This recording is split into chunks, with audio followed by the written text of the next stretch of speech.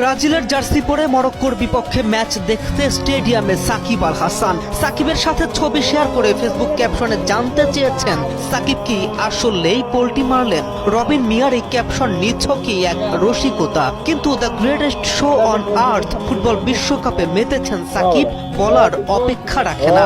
মাঠের মানুষ মাঠে গেলেন, তবে খেলোয়াড় হিসেবে নয়, দর্শক হয়ে। সাকিব যদিও একজন আর্জেন্টিনা ভক্ত, মেসি তার সবচেয়ে প্রিয় ফুটবলার, এমনকি আর্জেন্টিনার বিশ্ব জয়ের দিনে সাকিবের এই রাস্তায় বেরিয়ে আসার দৃশ্য আজও মানুষের চোখে ভাসে। কিছুদিন আগে সাকিব নিজেই বলেছিলেন ব্রাজিল বনাম মরক্কোর ম্যাচ দেখতে ব্রাজিলের জার্সি পরে মাঠে যাবেন তিনি।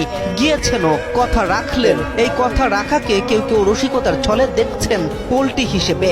যেখানে ব্রাজিলের ম্যাচের দিনে বাংলাদেশের গোটা ঢাকা শহর নির্ঘুম সময় গুনে এক হয়ে খেলা দেখতে বসে, সেখানে সাকিবের ব্রাজিলের খেলায় মুগ্ধ হওয়া অবাক করার মতো কিছুই না। শৈল্পিক ফুটবলের তীর্থভূমি ব্রাজিল তো ফুটবলের সৌন্দর্য বাড়ায়, ভালোবাসতে বাধ্য করে।